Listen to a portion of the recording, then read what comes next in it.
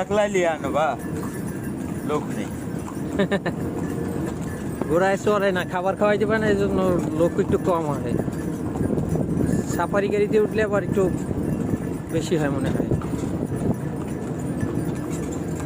ঘোড়ার গাড়ি শো।